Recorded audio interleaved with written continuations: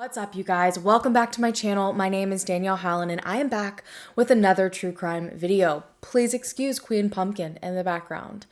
It's a few days from Halloween. She's just trying to get into character. She's also found a hair tie, and apparently that is literally the best thing that's ever happened to her. So she's probably going to be rolling around back there, but I know a lot of you guys love to see that, so we're just going to let her do her thing. Before I get right into the details of this case, I do want to let you guys know we are coming up to Halloween. This is either going to go up on Halloween itself or a few days prior, and I'm just going to take this time to be Mama Hallan and remind you guys to stay as safe as possible, make good decisions. Different types of crime definitely rise during this particular day, so just be aware, stay vigilant, you know the spiel. So today's case takes us back to the 70s in Lawton, Oklahoma, when an entire town was absolutely horrified after 3 young Native children, all of which were under the age of 4. Technically, the oldest was 3.5. They all vanished from their homes, and the final one that had been taken was taken on Halloween night directly from her crib. The locations that the remains were found is absolutely gut-wrenching. This was an incredibly difficult case to research.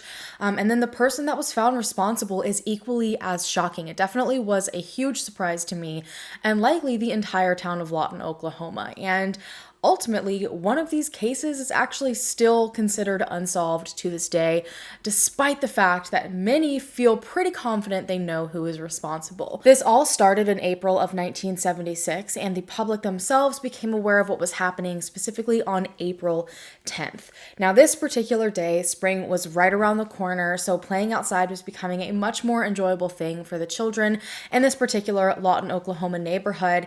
And with so many abandoned homes that seemed to be scattered around that area, there was definitely not a lack of things for these children to explore. And this was actually a concern within the neighborhood at the time, that there were these abandoned houses. Obviously, that is going to draw children in like no other. I remember being very drawn to abandoned houses when I was a child. On my property that I even own now as an adult, there's like a rundown abandoned house back in the woods. And it was one of the very first things I even looked at, and I'm an adult. So this was definitely something of a concern for the neighborhood. The children would typically play in there. There was no telling what the children would stumble across, the different things that could potentially hurt them. So the neighborhood was already kind of on a little bit of a high alert because of this. And so on this particular day, a young girl, I've seen her named different things throughout the entirety of my researching. Kathy Ford seems to be the most common name that I've seen. But Kathy, along with her cousin, were hanging out that day, exploring the neighborhood, and they were led to one of these abandoned houses. Now, while they were wandering the grounds of this abandoned house, they heard a strange noise that got their attention. And one of the girls specifically stated that it sounded like little calls for help. So curious, they decided to search around the abandoned home, and eventually these little sounds led them to the kitchen. In the kitchen, along with broken furniture and all sorts of other messes from people that had come in and just completely obliterated the entire abandoned house, there sat an old-fashioned refrigerator. Currently, we're used to magnetic doors, and that is something that I've experienced for my entire life. And at this time, it was more common to see doors that locked with a latch and like an actual physical lock. And that was the kind of refrigerator that they were looking at. So with the latch closed, even if there was not necessarily a lock on it, it was not something that could be opened from the inside. And this obviously posed a huge danger and risk to children, which is one of the main reasons that you don't see this currently. When they got closer to this refrigerator, they noticed that the noise very specifically seemed to be coming from inside. So they opened up the latch, pulled open the door, and to their surprise, out of the refrigerator tumbled a little girl. At first, both Kathy and her cousin went full-on panic, and they sprinted away from the home as fast as possible. But after a little while, both girls decided they needed to go back to this refrigerator and see who on earth this little girl was, if she was okay, and kind of get a grip on the situation. When they got back into the house, right outside of the refrigerator was a little girl with short, dark hair, wearing only underwear and a t-shirt. And she was very visibly shaken up, confused, and just behind behind her, still inside the refrigerator, was another little girl that was clearly her twin that was lifeless. So Kathy asked this little girl that was alive, who put you in the fridge? What on earth happened to you? The little girl responded, Jackie, or Jackie Boo, possibly Jackie Burr. According to Kathy, it was not at all clear the last part that the young girl said, but the name Jackie was as clear as day. Right away, the police were called to the scene, and one of the very first responders was Lawton police officer George Drever. And according to his testimony that he stated later during the trial, he arrived to this abandoned home and was quickly able to locate the deceased child that was in the kitchen, still within the refrigerator. And shortly after this, he found the other little girl seemingly wandering around the alley just outside of the home, quote, dazed and confused. He noted that the clothing this little girl was wearing appeared to have blood stains on it. There appeared to be blood splatter within the refrigerator itself. And it even potentially looked like the girl that had survived whatever happened to them had old whip marks or possibly burns on her. So they're really not sure at this point what possibly could have happened. Now, they were able to very quickly figure out the identity of both of these little girls. The one that had survived whatever happened, 3.5-year-old Augustine, who went by Tina Carpitcher, and the deceased young girl was her twin sister, Mary. Apparently, the girls had gone missing from their grandmother's house just 2 days prior on April the 8th. Their grandmother, who seemed to be one of the main caretakers of the children and ultimately went on to adopt Tina, had set both of the girls up within the living room of the home, turned on the TV for them, and sometime around 2 p.m. that day, she went to check on them and noticed that neither girl was in the living room any longer. They had quite literally vanished in the middle of the day from the safety of their own home. From my understanding, there was no sign of forced entry. There really was no sign of a struggle. I wasn't able to find a lot of very specific details about the initial disappearance of the Carpitcher twins. My guess is because there was such little time that passed between when they went missing and when they were found. But from what I have seen described, it literally looked as if the girls just got up and walked out of the house. Now, Detective Connolly was another investigator that was looking into the case initially and was one of the very first ones that interviewed Tina along with a 911 dispatcher, a female, to try to hopefully keep Tina calm and get as much information out of her as possible. And according to Detective Connolly, when Tina was questioned, she originally stated the same thing, that, quote, Jackie did it. But according to what he described, Tina initially stated that Jackie that she was speaking of was not a female, but actually a male with short white hair. However, according to pretty much every other statement that had been given by Tina, Jackie was never mentioned as being a boy, but Jackie was mentioned as being a girl. So Tina claimed that she and Mary were in her grandmother's living room and they were watching TV when they heard someone unlatch the living room door and kind of sneak into the room. And this was the person that Tina described as Jackie. Jackie ended up convincing both of the girls to follow her, and so they did as she asked, and after a few blocks, they ended up at an abandoned house. And they went inside of this abandoned house, and Jackie ultimately told both of the girls to get into the refrigerator, telling them that their Aunt Thomasina would come and pick them up later on to get them ice cream. And so she ushered them in, closed the door, put the latch over, and they had no way to get out. Tina explained that they very quickly ran out of air, and it became apparent that nobody was coming to get them.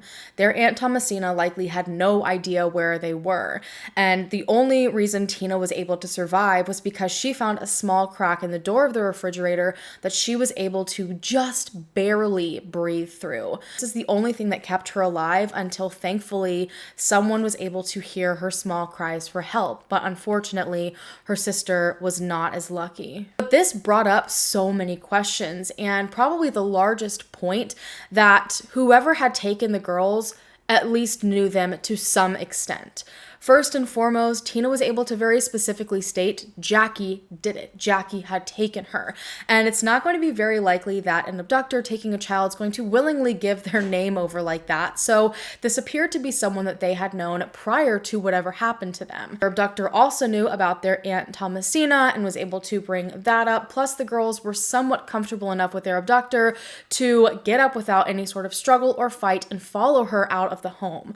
So all this information really helped to narrow down the suspect pool, and it led police to their very first person of interest, a 16-year-old girl named Jacqueline, who went by Jackie Rubidoux.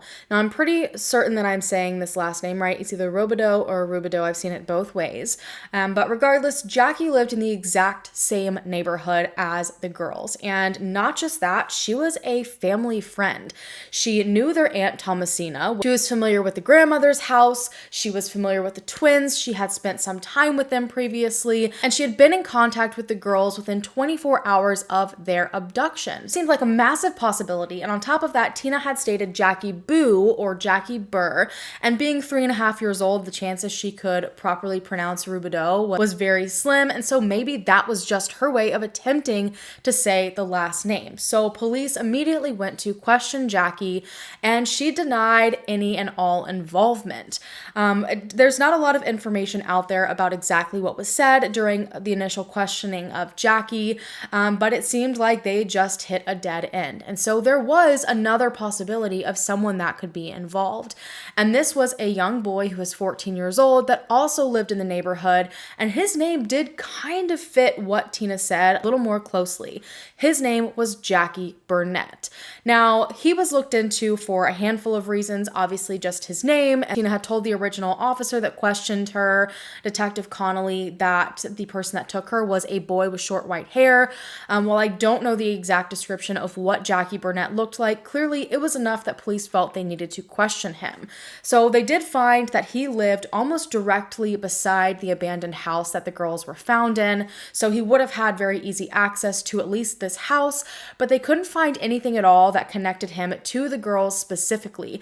And since there was such obvious evidence that the girls knew their attacker, they weren't sure if this was a great fit, and he completely denied having anything to do with their disappearance and then the death of Mary. He willingly did a polygraph, and at this point they had nothing at all to believe he was potentially involved, so they let him go. I don't know if they ever fully ruled him out, but there was just not as much evidence connecting him to the crime as there was Jackie Rubidoux. So this led police directly back to 16-year-old Jackie. Now, unfortunately, despite them having this strong gut feeling that she was somehow involved in this situation, there was absolutely no physical proof from my understanding. On top of that, the DA just wasn't comfortable trusting the words of a 3.5-year-old. So because of her young age and the lack of evidence, no charges were ever made, and everything just went on as usual. Over the next year, there remained no charges at all in the death of Mary Carpitcher, and while police were still seemingly investigating, they just were not turning up any new evidence that could help them with any sort of charges being pressed or conviction, and so they had their hands tied essentially. Tina ended up being adopted by her grandmother and ended up living in the house that she had been abducted from, which I am sure was not something that was easy to deal with even at such a young age and not having full understanding. And Jackie went on to continue her life. She was a minor at the time, and from what I have seen in all of the different newspapers, her name was never publicly put out there, so I'm sure a lot of people weren't aware that police saw this potential connection between Jackie and the abduction and death of one of the little girls. So she went on to babysit for people in the area, which I'm sure likely would not have been a thing people would have allowed had they known what exactly she had potentially been connected with. The entire town remained horrified. Nobody knew if this attacker would come and take someone else's child. Everyone became even more wary of the different abandoned houses within the neighborhoods.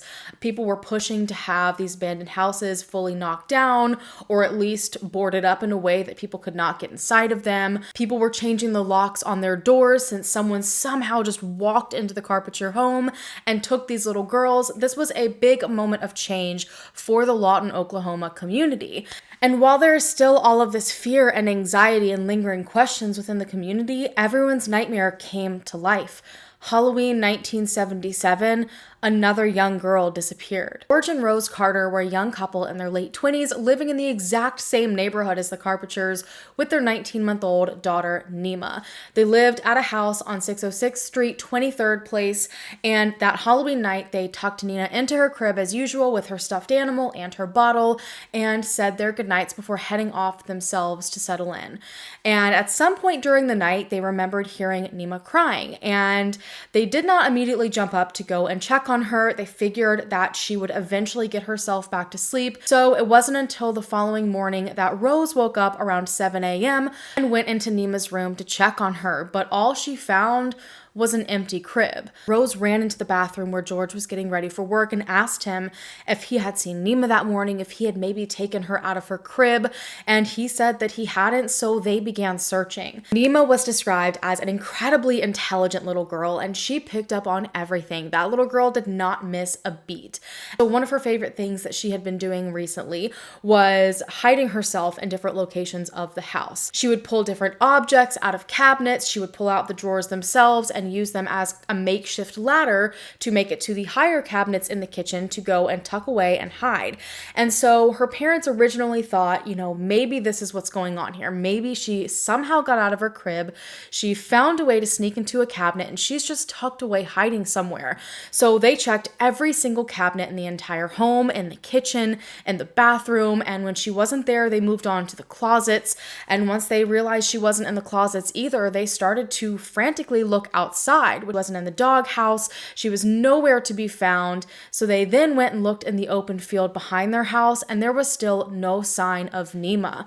So right away, they realized something bigger was going on, and they called police right away. Rose and George explained to police that they had put Nema down for bed the night prior between 10:30 and 11 p.m., and she was wearing just a diaper and a red shirt. Other than the moment that she cried, they had not heard anything strange at all until 7 a.m. when they went into her room and found that she wasn't there. And this is when things got a little bit strange because there was absolutely no sign within the home of forced entry. When the Carters woke up that morning, all of the doors they had locked the night prior were still locked. Nema's window was locked. Everything was locked up tight from the inside. But I have seen that there was one particular door around the back of the house. It was an exterior door that had issues locking, and so a lot of the time it remained unlocked. And apparently that door was found somewhat open, and then the gate after that leading towards the street was also open. So it appeared that someone had simply walked into the home without anyone noticing a thing, taken this 19-month-old baby, and walked out. And the reason this in itself was also just so mind-boggling was because whoever did this would have had to have walked right past George and Rose in order to get Nema. So right away, it was believed this was someone likely familiar with Nema, familiar with the house, and it even became a huge fear for George that whoever had taken Nema had been hiding in the bedroom the entire night as they put Nema to bed when Nema was crying, and then at just the right moment, they came out, grabbed her, and ran from the home. This was absolutely terrifying for the Carters and for police because for the second time within a year, they're seeing a child go missing without any rhyme or reason, no evidence, no forced entry from the safety of their home, and there's just nothing left behind, no evidence. So police began their investigation. Now, right away, they did set eyes on Nema's parents. Statistically speaking, unfortunately, that would be the most likely scenario. When a child goes missing, it is more often than not the parents or at least someone that knows the child. Stranger abductions are just nowhere near as common. And when you pair that with the hoops that whoever abducted Nema would have had to go through in order to even get her or get in the house, I understand why they did first want to clear the Carters. They were extensively questioned. They were given polygraph tests, you name it, they did it. They brought everything forward that they possibly could to show the police that they would never ever harm their daughter. They passed the polygraph with flying colors, and so ultimately police stopped focusing on them and turned their sights on someone else, but had no clue who else that person could be. The Carter family very quickly was able to raise a $1,000 reward to offer to the public for Nema's safe return. This reward would just continue to increase to, I believe, almost $2,500 over the course of the next month. Searches for Nema continued, and the OSBI decided to pitch in the efforts to search for Nema. They sent over a dozen different officers to help on ground searches. They also they checked within, I believe, a square mile of the home, and were unable to find anything at all. They also started to go door to door to speak to all of the different residents in the area. The hope of finding Nema alive started to fade. Then just 23 days after Nema went missing, the day before Thanksgiving of 1977, a gruesome and heartbreaking discovery was made. 22-year-old Gary Goodall, who was a Fort Sill soldier, was visiting this particular Lawton, Oklahoma neighborhood. He had a good friend of his, Mary Talmadge, and she was allowing him to launder his clothes at her house. This whole area was apparently very heavy military. It was catered towards like short-term renters. There were a lot of duplexes. So he was in this neighborhood, and while he was waiting for his laundry to get done at around 2:15 p.m., he decided he needed to go purchase a pack of cigarettes across the street. So he headed out and ended up cutting across a lawn of an abandoned duplex next door at 1916 D Avenue. For some reason, when Gary walked past this abandoned duplex, he said that there was something about it that drew him into it. He was looking at it and the broken windows and the broken open door. And so he wanted to go and just take a peek inside, just out of curiosity. And when he looked inside, he saw something he wasn't at all expecting. He looked in towards the kitchen of this abandoned home, and there on the floor in front of the open refrigerator was what appeared to be the body of a little girl, a little baby, wearing a red shirt and a diaper. Right away, he ran back to his friend Mary's home, told her what he had seen, and they both headed back to the abandoned house to get a good look at what was going on and ultimately call police to alert them as to what had happened. And when police arrived, they were fairly certain that the remains that were in this abandoned house in front of this refrigerator were those of 19-month-old Nima Carter. The description of the little girl, the clothing worn by the little girl, all matched what Nema was last seen in. So the entire community gathered in shock out front of this home, waiting for some sort of answers from authorities. Meanwhile, this little body was wrapped up and sent off to a medical examiner so that the identity could be confirmed as well as the cause of death. And ultimately, they did find that this was the remains of Nema Carter. Police investigating the scene figured that Nema, just like the Carpitcher twins, had at one point been inside of this refrigerator. The evidence found within the refrigerator supported this, along with the way that her body was found in front of the refrigerator. And so they felt that someone else had likely stumbled across her body prior to Gary Goodall finding it and had never reported it. And this entire situation was just so devastating because how could this happen yet again? And on top of that, this home had been searched at least 2 times before after Nema disappeared. So 2 times police had gone into this home and tried to search for her and could not find her. I believe the very first time was the day after she was reported missing. One officer went inside of the home and fully searched it and very vividly remembered that the refrigerator door was open, which opens up an entire other list of questions. And then a week later, a second searcher came to search this abandoned home. And while, again, they did not find Nema, this searcher remembered that the door at this point was closed and they had not opened it. I believe they just looked in through the window and then decided they were not going to go inside and search, so they moved on. Autopsy determined that Nema, just like the Carpitcher twins, had been placed into this refrigerator while still alive.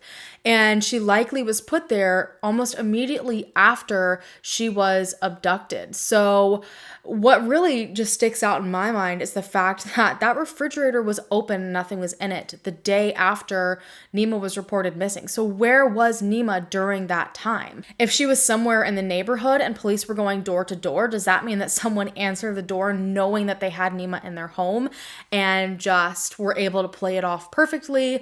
But regardless, Nema was put into this refrigerator alive and she died from asphyxiation. From what I have seen, OSBI did send out different teams to try to get any sort of forensic information off of the refrigerator that they could. But ultimately, it didn't seem they, again, had any sort of physical evidence leading them to who may have done this. And so, essentially, everyone was being seen as a possible person of interest. One of the first people that they brought in was a young girl named Joy Smith. She was a babysitter in the neighborhood, but as fast as she came into the picture, she was also ruled out. There was one person in the back of everyone's mind that had been there since the moment Nema went missing, and she had actually already been brought in for questioning at this point. They had already brought in people that were acquaintances of hers for questioning at this point. Now that Nema had been found dead in the exact same way as Mary Carpitcher, they really wanted to speak more to Jackie Rubidoux. They wanted to figure out if there was any sort of connection here between Jackie Rubidoux and the Carter family, and there definitely was one. In the case of the Carpitcher twins, Jackie knew their aunt Thomasina, obviously, and she also was just an acquaintance of the family, so she was someone that was in and out of the home on a regular basis. But with Nema, Jackie was actually her babysitter. So after everything had happened with the Carpitcher twins and Jackie went on to take on a handful of babysitting jobs, Nema was one of those little girls that she was babysitting on a regular basis. I think she had watched her at that point over a dozen times, and she had babysat her within 24 hours of her abduction. And there was an even stronger tie to things because I believe that Rose had actually babysat one of Jackie's younger brothers at some point. So everyone knew everyone. This was someone that she was familiar with over the past year. So they brought her in for questioning. Now, Jackie claimed she had absolutely nothing to do with the abduction and death of Nema, and she actually had an alibi. She told police that the night of Halloween, she was out playing bingo and was nowhere near the Carter family home. Unable to find if they could corroborate this information at all.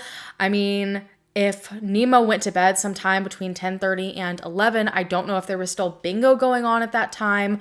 It's likely, but I just feel like given the time frame it's believed Nema was abducted, that maybe it could have been easy to totally brush that aside as being a complete load of crap. But regardless, police were not at all buying what Jackie was saying. These circumstances were just all too familiar, and Jackie was at the center of each one. And to top it off, according to investigators, her behavior while being questioned was odd. So while detectives were questioning Jackie, they stated that she would not make any eye contact with anyone. Her eyes were either wandering wildly all over the place, or more often than not, they were glued to the floor when she was speaking to them. It also seemed as if she wanted to tell police something, but she always ended up chickening out. According to Detective Cecil Davidson, he said, quote, "She would always get right close to telling you something critical and then she'd back off." It was also noted that Jackie appeared angry, like out of nowhere. She just had this extreme anger. And specifically, she was very angry that other kids got to enjoy their free time. They got to go and play bingo, which was her alibi, and have all of this fun. Meanwhile, she got stuck babysitting, which seemed like a very odd thing to bring up during this, that she was angry she could never go out and play bingo when her alibi was that she had gotten to go out and play bingo. But regardless of her odd behavior, they still had absolutely nothing in terms of physical evidence, yet again, to charge her with any crime. So, for the second time, Jackie just was able to walk away. Police felt they had done everything they possibly could. As I stated, they had already questioned acquaintances of Jackie's.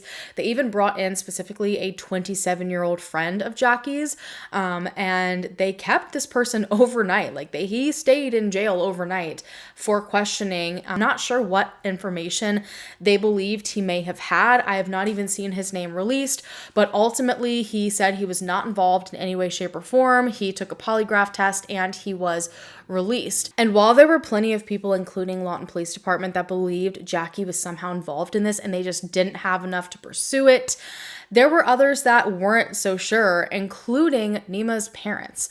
So according to Rose and George, they had initially hired Jackie because they worked full-time all week long and they were still young. They wanted to go out and have fun on the weekends. And according to the Carters, there was never a moment where they saw any sort of red flag in regards to Jackie's behavior. According to them and many others, Jackie was a very quiet and shy girl. She never really showed any signs of aggression or exhibited anything odd in terms of, wanting to abduct children. And Rose and George even stated that Nema loved her. She was always so excited when Jackie came to babysit her. She would always run up to her and greet her with a hug. So in their minds, it didn't make sense that Jackie would do anything to harm their little girl. They did recall some strange occurrences in the months prior to Nema's abduction, and they believed all of this was somehow connected. They just weren't sure it led back to Jackie. So apparently, just months prior, the Carter family dog suddenly had been poisoned. And I was never able to see if they figured anything out about this, what exactly the dog was poisoned with, who it was poisoned by, but this was definitely something that was alarming for the Carter family. And then within days of this, the Carters came home on April 19th to find that their house had been broken into and vandalized.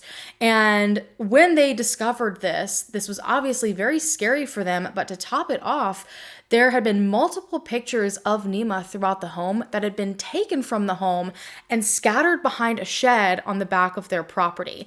And so it seemed as if this was a personal attack. This was someone that had been planning this. They believed it was someone that knew their family, and all of this was connected. And police agreed, and they thought it all pointed back to Jackie, that Jackie fit the bill. Police continued to try to gather as much information as possible that could give them the option to press charges on Jackie. And when they did this, they got a potential motive. So they ended up questioning a clerk at a nearby convenience store that was within a few hundred yards of the Carter home. And the clerk that had been working on Halloween night around the time it was believed that Nema had been abducted was actually also an acquaintance of Jackie. She knew Jackie pretty well. And according to her, she very clearly saw Jackie around the Carter home around the time of the abduction. So that is a witness putting Jackie at the scene of the crime. On top of that, Jackie had come in to complain about the Carters, specifically George, that exact same day. Now, according to this clerk, Jackie came in, again, by the Carters' home, and she was infuriated because George had allegedly hired a different babysitter for an upcoming night, and she found out about it and she was mad. She said that this was her job, that they promised her that she was the babysitter for Nema, and so she essentially felt betrayed by them, and she was pissed off about it. But even with all of this information, the DA at the time was just not comfortable pressing any sort of charges against Jackie because they still had no solid physical evidence. A lot of this was purely circumstantial. So no charges were pressed, and again, Jackie just went on her way. And it was like this for the next 2 years. For 2 years, there were no answers still as to who abducted Nema and who murdered her. And the Carters ended up having to just move away. They couldn't bear to live in that home anymore. They could not bear to be in the neighborhood just 10 blocks away from where their little girl had been found dead. Imagine looking for your loved one for a month and knowing that they were found within a arm's reach of where you were at the time in a place that had already been checked. They were devastated. They were trying to move through the motions of grief and figure out their next steps while also hoping that whoever did this to their daughter was brought to justice. So finally, in October of 1979, investigator Ray Anderson from Comanche County said, you know what, enough is enough. I am not going to sit here and have such a strong gut feeling that Jackie's responsible and not try to do more. And so he figured the best thing that they could do would be to bring her in and question her in hopes that they could get some sort of confession. Because at this point, after more years of investigation, there were just too many connections. Tina Carpitcher had identified Jackie. There was a personal connection to both families. Witnesses that they had found had actually seen Jackie at both scenes when the girls were abducted, as well as both abandoned houses. And so he went and got Jackie personally and escorted her to the Oklahoma SBI office for questioning. More evidence at this point was likely not going to pop up. They had already spoken to everyone that they possibly could. So it was either try something or give up everything. And giving up was absolutely not an option. And this ended up being successful. Now, Jackie never gave any information, from my understanding, on the abduction and death of Nema. There wasn't much talk about it at all, but she did speak about the Carpitcher twins. And while she didn't ever give a full-blown confession, just to make that very clear, she never outright said she did anything, she was able to give police details that only the perpetrator would know. And on top of that, she gave them information that connected dots that they had been trying to figure out all of these years. And so this was enough for police to say, you know, this is it. She has too much information. She knows too much.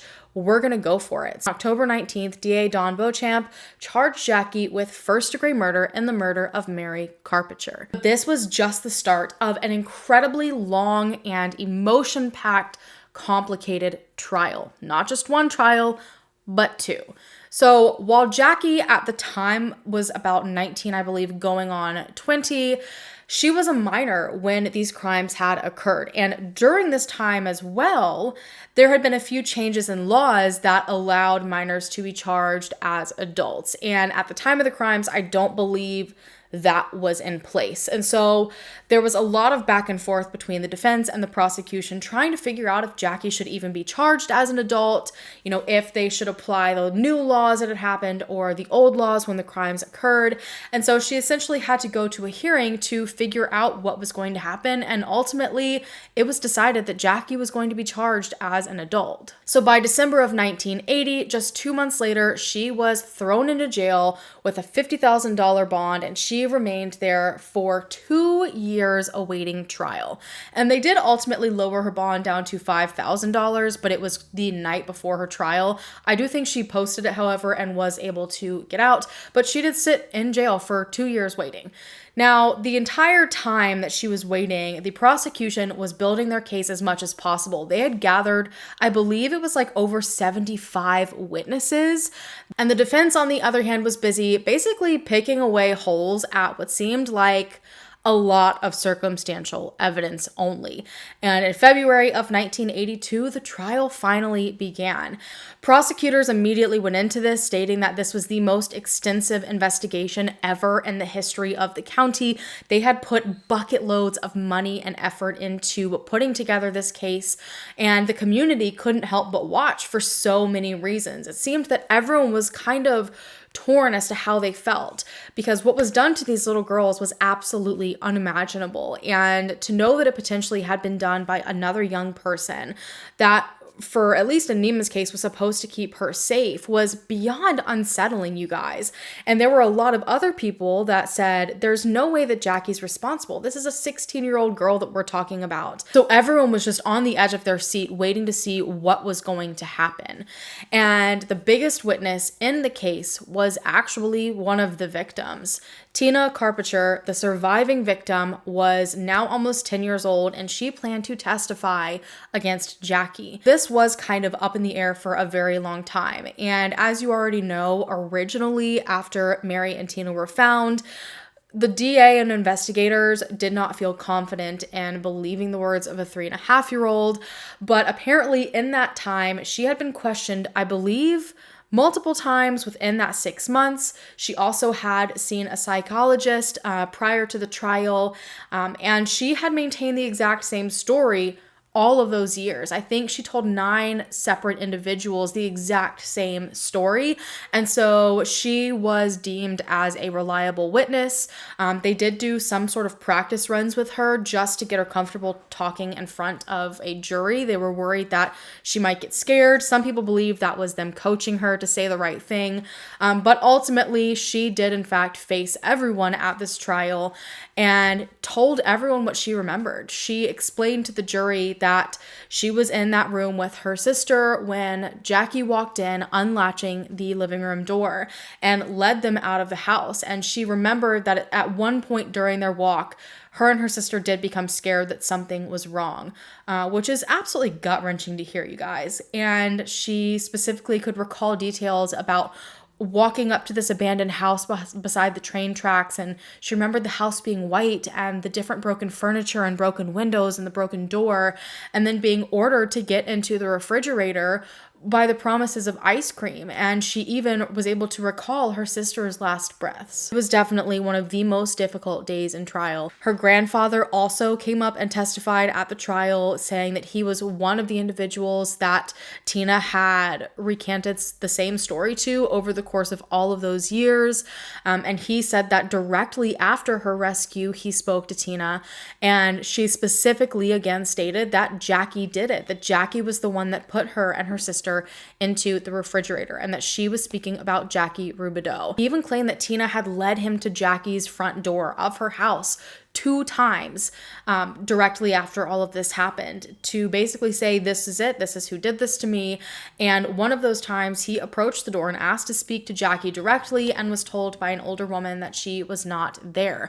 But he was absolutely convinced of Jackie's guilt. Tina's mother also testified, but this did kind of bring in another element that was very interesting.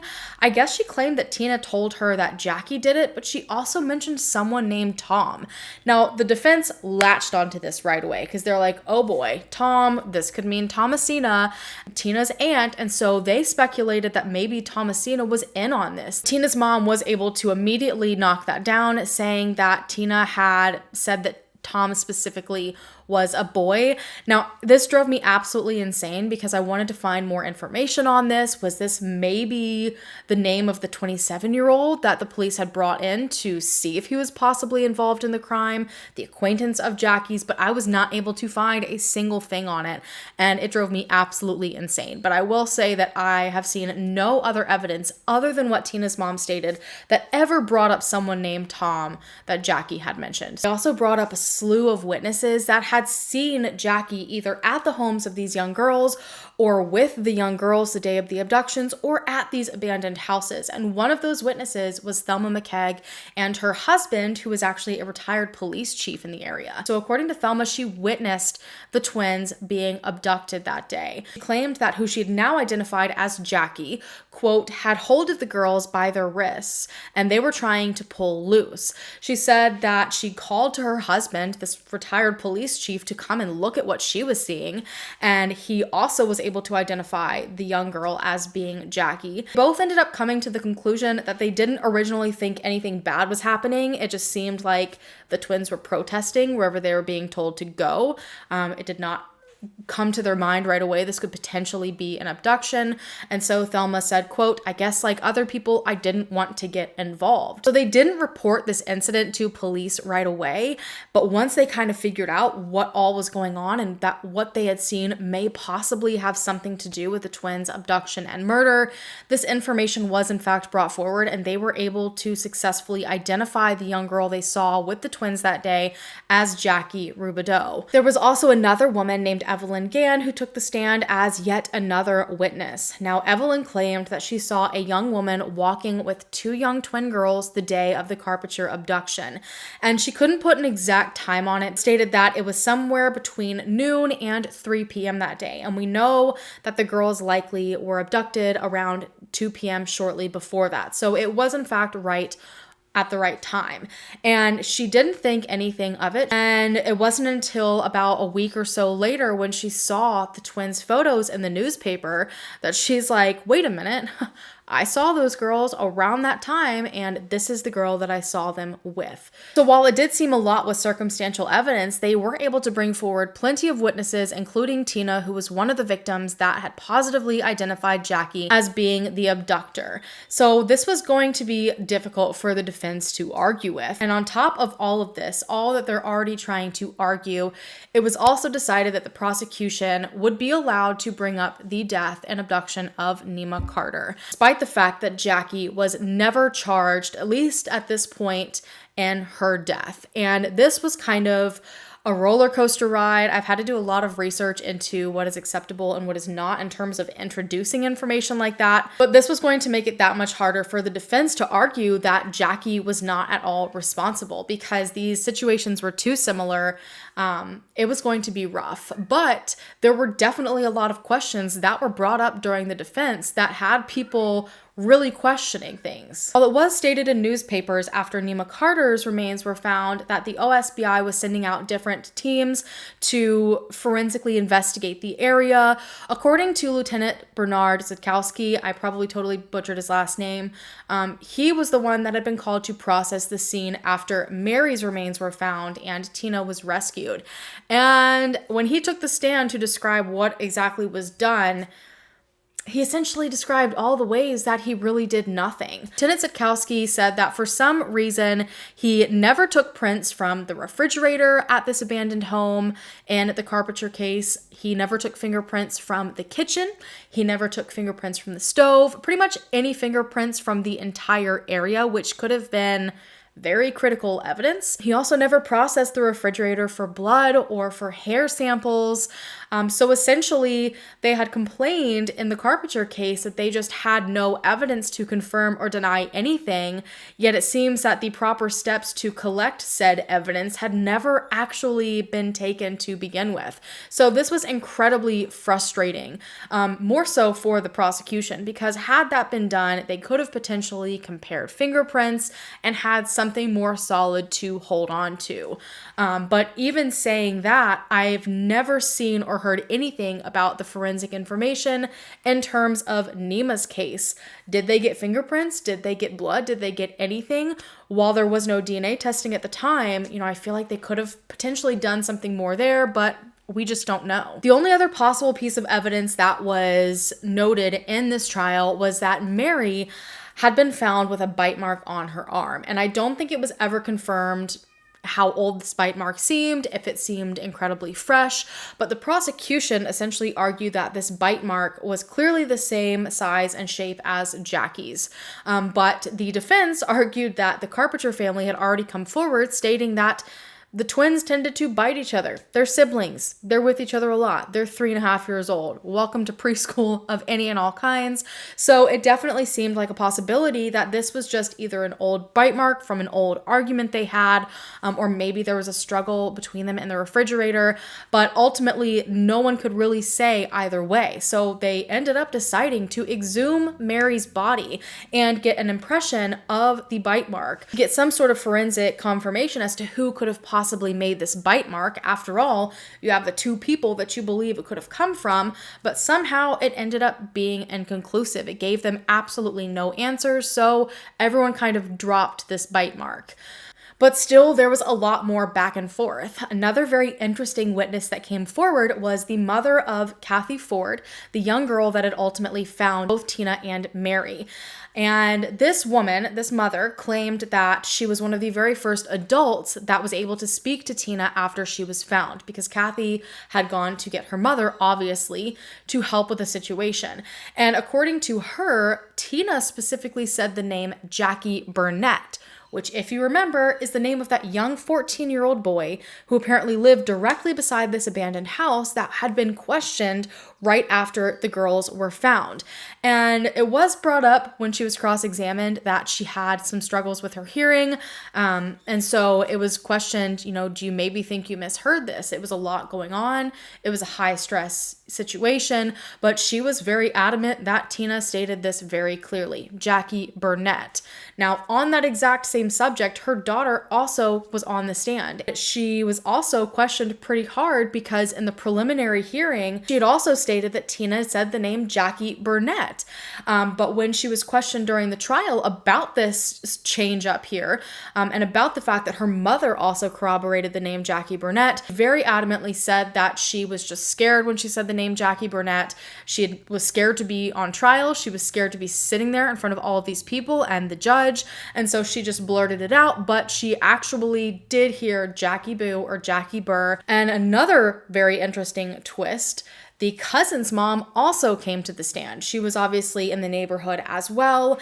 And she stated that while she was in the neighborhood that day, she actually saw a young woman with black hair, jeans, and a checked shirt that was wandering around the area. And so again, we have another person witnessing Jackie in this location. So as you can see, there was just a ton of conflicting information in this original trial. There were people from the same family all saying different things. I mean, it was just absolutely all over the place. And because there wasn't a lot of physical evidence, it seemed like a big he said, she said. And it ultimately really came down, according to the prosecution, on what the jurors thought when they heard Tina describe exactly what happened to her and heard her specifically identify Jackie Rubidoux as being the one who abducted her and her sister and put them in the refrigerator. And there was also a very interesting bit of information that was entered into the trial that did put this idea that Jackie was just this shy, quiet, kind girl into question. So this is what the defense portrayed Jackie as the entire time, that she essentially never left her house, just stayed at her home, kept to herself. She was a hard worker, she went to school, but this was argued by a lot of firefighters in the area. And it's interesting because they were able to testify how frequently they saw Jackie just aimlessly wandering the neighborhood, and we have all these other witnesses agreeing with this, but they weren't able to say why. Luckily, I can, because we are not in trial right now. So apparently, during this time when all this was happening, just prior to all of these incidents as well, the fire department was monitoring Jackie because they had very strong reasons to believe that she was behind a bunch of fire alarms being purposefully set off in the surrounding areas. So it seems like she spent her free time in reality wandering around the neighborhood creating mischief. So the jury had all of this information to go off of, and in the end, it ended up being a hung jury. They could not come to any sort of decision, and so a second trial was going to occur, a retrial. It was announced around this time as well by the DA that they would not be pursuing any charges in regards to Nema's murder. And this kind of rubbed people the wrong way because the main reason that it was said no charges would be pressed was money. The DA said that it had cost so much money to put together this investigation in the death of Mary Carpitcher, bring forward all these experts. All this money was tossed into this trial, and so they could not afford another large trial. And so this kind of left Nema's case again in limbo. Now, the second trial in the murder of Mary Carpitcher seemed to be more short and to the point. I've not been able to find a whole lot of information about it. I do know that Jackie's original lawyer did end up dropping her because she could not afford to pay him. So she did get a court-appointed lawyer. And the judge basically put a timeline seemingly on the whole thing. The jury heard pretty much everything all over again, except they totally omitted the information about the bite marks that was agreed upon from both sides. And when deliberation began, it was rough. I guess after hours, they were unable to come to any sort of agreement. And the judge basically was like, well, do you think if you had more time, you could come to one? And they said yes. So he's like, okay, then shoo along now. Get to a conclusion here. So the jurors went until I believe like almost 1 a.m. deliberating. And finally, they came to a decision. Jackie was found guilty and she was sentenced to life in prison. Emotions of this case were so high between those that believed that she was innocent and those that believed she was guilty and thought she was just an absolute monster for what she did. And the jurors, because of this, and they were completely worried about how the public was going to take their decision, they asked for security escort out of the building. Jackie and her attorneys did in fact make repeated attempts to appeal the sentence on numerous grounds, and I feel like I learned so much looking into this particular case. The main complaints they had were that Tina was not a reliable witness. They did not agree that Tina was brought on the stand because she was 3.5 years old when this happened, and Tina was also the largest point of incriminating evidence in the entire case. So if you were able to take Tina out of the picture and her specifically identifying Jackie, it's very possible this would have went a completely different direction. The court immediately struck this down, saying that she had already been evaluated by psychologists, who had repeatedly given Jackie's name multiple times within 6 months of being rescued. So that alone, along with her consistent story for the next following years, she was just fine as a witness. On top of that, they also pointed out that one of the jurors on the trial actually worked for the DA's office. And this was something that we spoke about in the previous case that I went through, Johnny Frank Garrett, and how that has got to be a huge conflict of interest. But in this particular case, this juror was not involved with any of the cases. This was not an attorney or anything like that. This juror simply did payroll. So because she had absolutely no knowledge or information on the prosecution side of things, she was able to successfully be a juror. And probably the largest complaint by Jackie and her attorney was the fact that Nema's abduction and murder, in their opinion, had been improperly introduced to the jury. They did not feel like Nema's case should have been introduced because it was incredibly prejudicial and essentially is what led to the jury deciding what they did. Now, but ultimately the court found, and it states it in the paperwork, I have everything linked down below, that this evidence admitted was probative and was legally relevant. And apparently it was relevant through the identity exception, which this was very interesting to learn about. So the identity exception basically states that you can bring up another crime that the person being tried has not been charged for if it can prove that it is a, quote, signature crime. So it basically shows a very extreme pattern, like has to be tit for tat in order for it to be introduced. And this appeared to be just that. And according to the appeal papers, the judge says that the prosecution went above and beyond and was able to bring forward 15 separate connections between the two cases. That is an absolute insane amount of similarities. That's beyond just, oh wow, these kind of sound like they could be connected. Like this does prove a signature crime. Like this is the same thing being acted out repeatedly. And the court went on to say that the more distance there is between the crimes that have occurred, the more burden the prosecution has to prove similarities in the case. And the prosecution did just that. And the judge said that the crimes were, quote, remarkably similar. So this was also completely thrown out and the appeal was denied. Now, upon doing that, the judge also stated that they would not be able to bring forward any further charges on Jackie in regards to the abduction and murder of Nema. At least that's the way that I understood the document and how it was stated. So all of these years later, there are still all these questions in regards to the abduction and murder of Nema Carter. And this whole entire thing just leaves me feeling weird because Jackie did go off and remain in prison until 2005 when she passed away at 46 years old. She, I believe, had some sort of cancer. But there were never any questions that were answered. Like, I don't know if it doesn't seem she ever confessed on her deathbed or, any of the sorts. And there was this justice for Mary, but there was never really any justice for Nema. And there are a lot of people satisfied with the fact that Nema's case was spoken about during the trial for Mary and that there was this connection made. So there is this kind of understanding, so to speak, that Jackie was also responsible for Nema's murder. But ultimately, her case is still open. It is still an open, unsolved case all these years later. Even in saying that, there are still others who have doubts. George Carter, Nema's father, has stated in more recent interviews, he was interviewed in 2007 and 2019, he's not convinced that Jackie's responsible. He said, quote, "The Jackie Rubidoux we knew, no, it just doesn't add up," end quote. But in the same breath, Nema's grandmother has stated that she feels Jackie was absolutely capable, and the times that she was around her, she felt there were red flags and Jackie was responsible. So there still seems to be just this level of disagreement and uncertainty uncertainty, have the sadness that they never fully got answers. They never got that closure. And George has come forward and stated that he wished he could have gone and spoken to Jackie face to face himself, because he felt she would have told him the truth and then he could have known. But unfortunately, she's since passed away and he will never get that opportunity. Rose passed away in 2000, so she also died not knowing exactly what happened to her daughter. George has said, quote, "The person who did this will have to ultimately answer to God.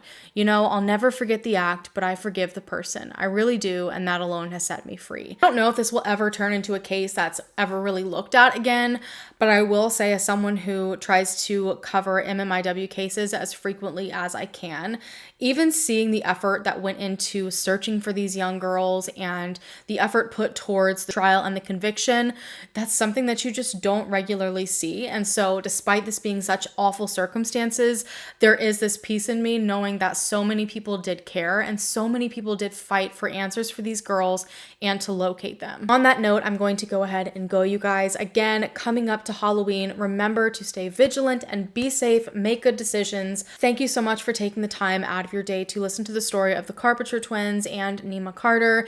And if you haven't already, go ahead and hit the subscribe button down below to become a part of the Hallan fam so that we can hopefully bring them home together or bring them justice together. And I will see you guys in my next video.